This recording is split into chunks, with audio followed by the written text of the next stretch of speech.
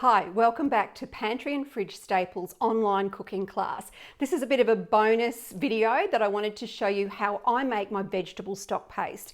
Now, if you had a delivery briefing when you first got your Thermomix, your consultant probably made with you a batch of vegetable stock paste. It's an absolute basic must-have for any Thermomix home, and the recipe is in your basic cookbook. Doesn't matter which model you have, the vegetable stock paste is a must and the recipe is really easy.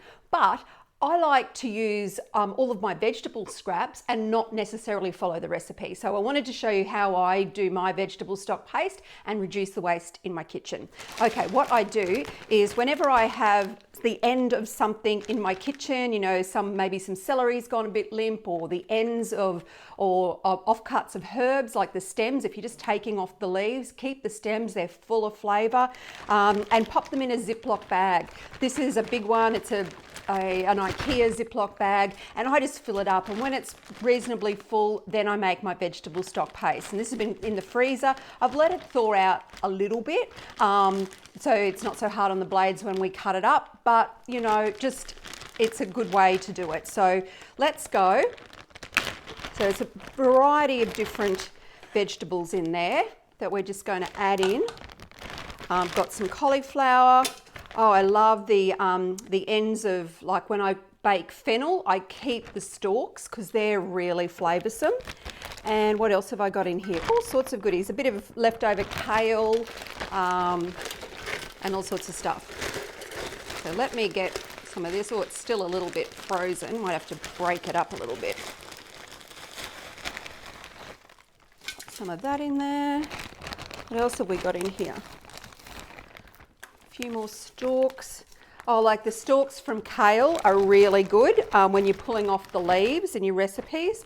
That's really a great way to go. And look, that's looking pretty good. I'm going to give that a chop and see how we go. So let's just chop it on speed 8. We might need to use the spatula.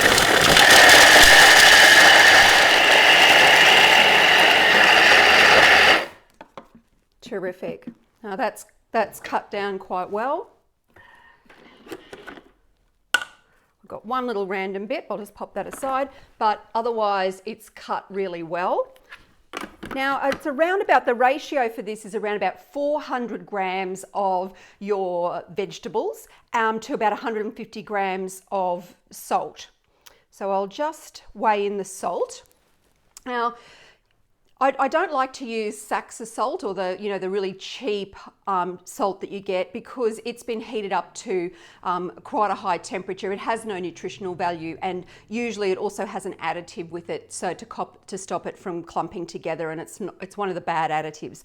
But you can get Himalayan salt quite inexpensively, or you can, if you don't mind spending a little bit more, go and get a really nutritious salt for this, because it's not only going to season your dish when you use this paste, but you want to make sure it's got the most amount of goodness in it as well. Okay, so for every 400 grams of vegetables, we put about 150 grams of our salt. Oops, I'm a little bit over. Not to worry.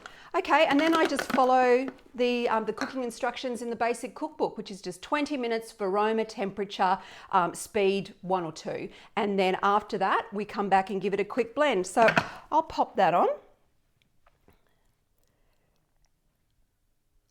It's having a bit of a think. There we go. We're going to go for 20 minutes. Aroma, temperature, speed 1. And I'll be back to show you the blending step. Okay, that's finished cooking, and all we need to do now is give it a blend on speed 10 for around about a minute. Now this is really hot, so it's important that you take the speed up slowly, and also don't be tempted to hold this down or put anything on top of it. So we're just going to blend that on speed 10.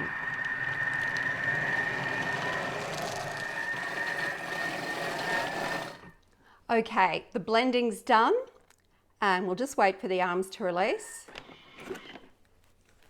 and we will have a beautiful vegetable stock paste made out of stuff that would have normally gone in the bin.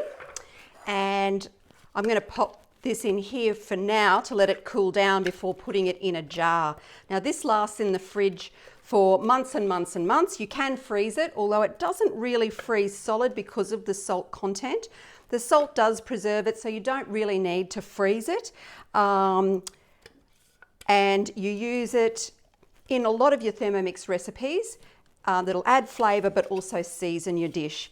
Now I'm going to keep this batch on hand because I'm about to start shooting my next online cooking class, Meals in Minutes, and almost every dish in that class requires this. So make sure you check out my new Meals in Minutes online cooking class. I'm going to be demonstrating 12 fantastic 30-minute meals that don't cost the earth, and most of them are freezable as well, so you can really get in and have some of your batch cooking sorted in your freezer for those nights when you just can't cook. Okay, that's my vegetable stock paste made out of vegetable scraps, and I'll see you in my next video.